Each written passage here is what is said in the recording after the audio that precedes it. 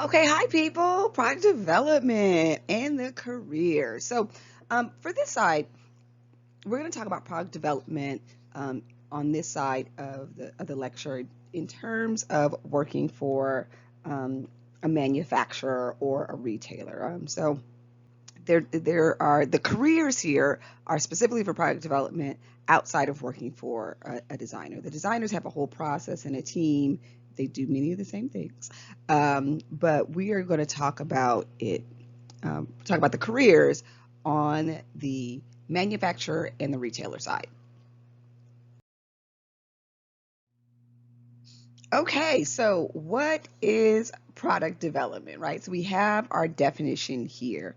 Um, and to compare product development on the manufacturer retailer side, which is different from the fashion designer side. On the fashion designer side, they have illustration and they complete a sample of a garment, complete the garment, sell it to either directly to the consumer or through to a third party through their wholesale operation. But on this side, product development for a manufacturer retailer is the creation of the illustration, a sample, making of a garment, the garment hanging in the store, the customer walking away from the store with the garment in a shopping bag. So it consists of those steps, and that's what our definition is, right? So product development is the creation, production, and marketing of a garment from start to finish. And this really isn't a new process.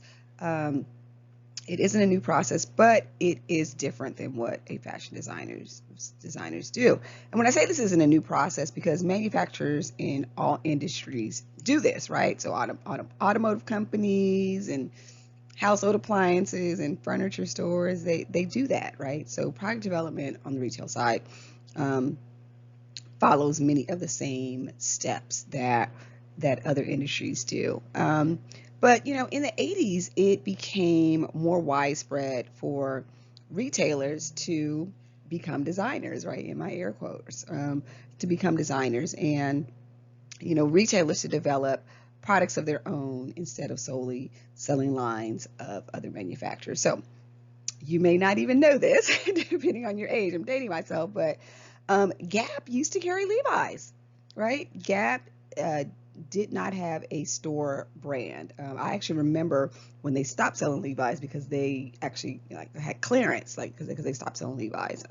Levi's had some bumps in the road in the 80s, but they used to carry Levi's. They used to carry other national brands, and they went to strictly Gap branded merchandise that's designed and developed in-house. They did that to control quality standards, actually to increase their margins, so be able to make more money by cutting out that middleman, and to develop some brand identity. So now we know Gap is synonymous with Gap jeans, right?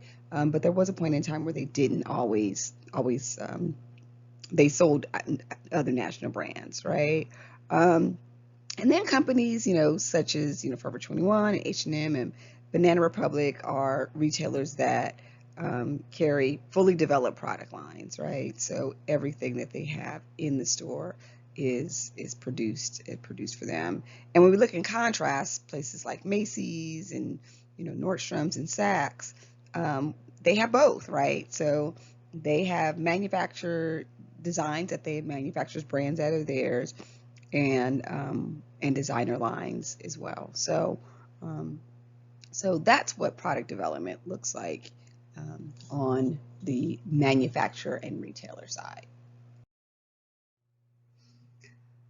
In the previous part of the lecture, I gave you 6 stages in product development, and on the retailer and manufacturer side, there are many more. So I'm not going to muddle the issue by creating exam questions on both. I'm going to, in the exam, I will cover the 6 stages, but I included the steps for product development specifically because there are 15 steps, and literally in every part of this step, there are there's a career that corresponds with them. So as we're going through the steps, we'll do that too.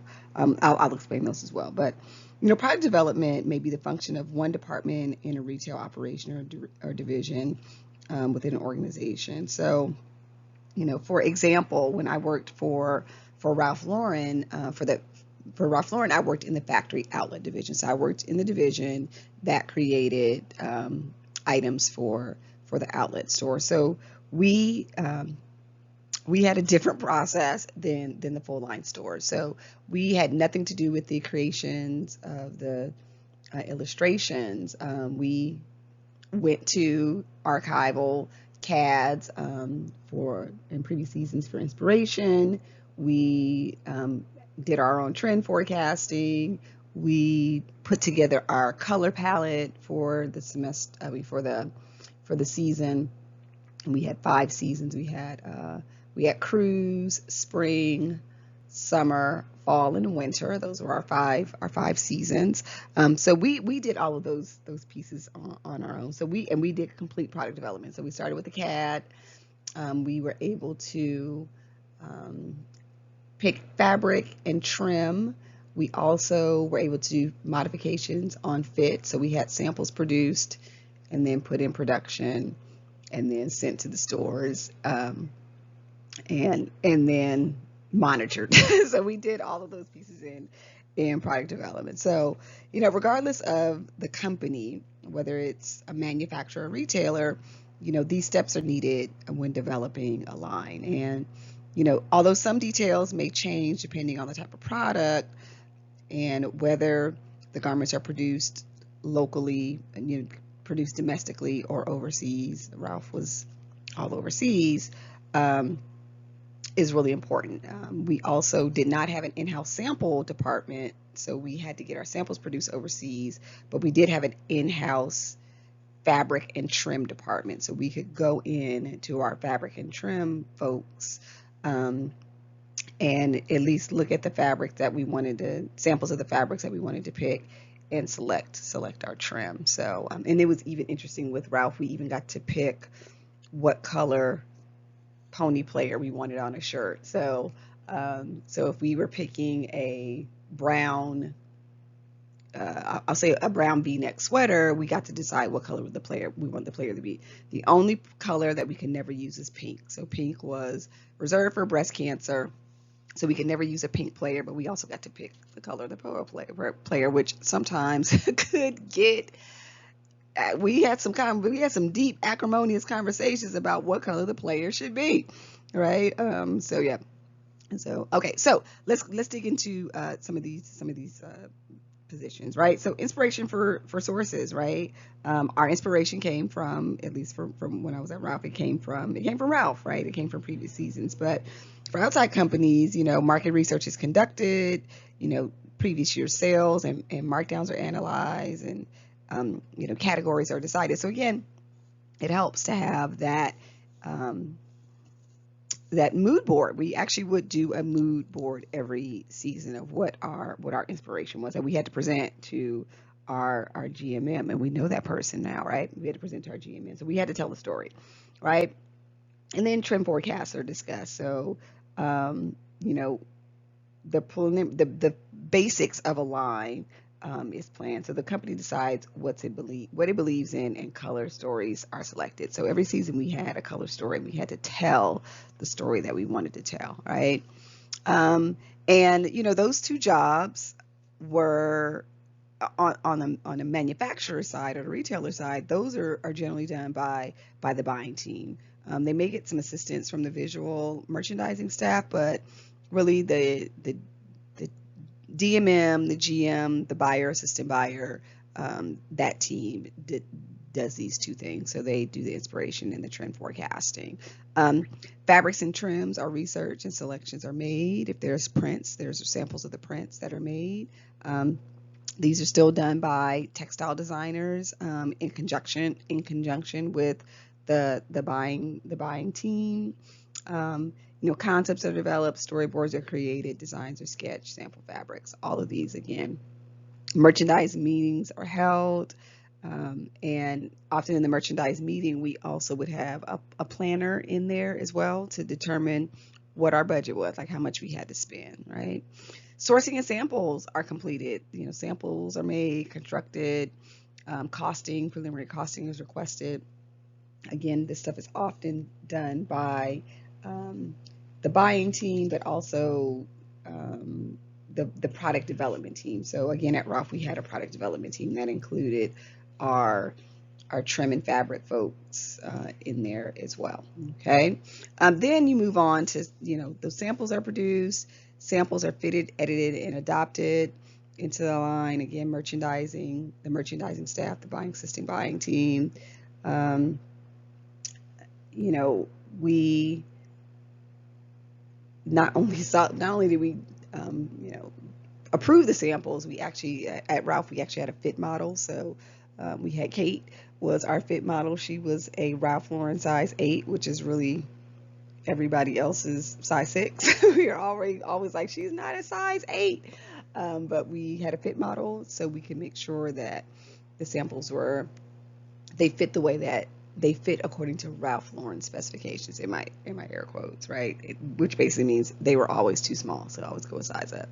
And then, the goods are put in production.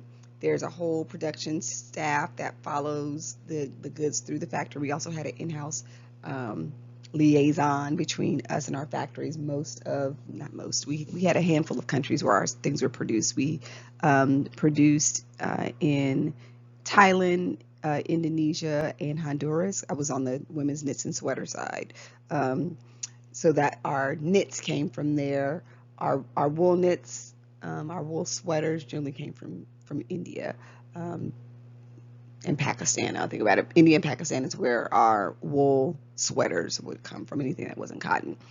So again, we had an in-house team that just worked with our factories, and then the merchandise is received in the warehouse and sent to the store. So when it was received in the warehouse, our allocator was then responsible for allocating a specific number of size and color to our matrix of stores. We had a matrix of how we did distribution, and we did our stores by climate. So we had cold stores that were in areas that were generally cold, right? So in the Northeast, in the Northwest, we had hot stores. So that would be California, Arizona. We had island stores because we did have some stores on island. So we had hot, cold. Island, I'm missing one for the rest of the country, but I remember hot, cold, and island. I can remember what we called the third category, which was folks that weren't in really hot areas or really cold areas, because those two stores got specific, and our island stores got specific types of stuff. So merchandise received in the warehouse by the retailer, and then it's sold, right? So once it hits the store, it's out of the product developer's hand. So, so in this mix, there is the DMM and the GMM are in here. The textile designer, colorist is in here. The product development staff is in here. The buying team is in here. Actually, the financial planner is in there because she told us how much we could actually spend per season. Also, whatever product development specific people that we had were in the mix, and then of course our allocator was in there too. So all of these things were the steps. All of these jobs were involved in the steps in producing a garment for you to buy.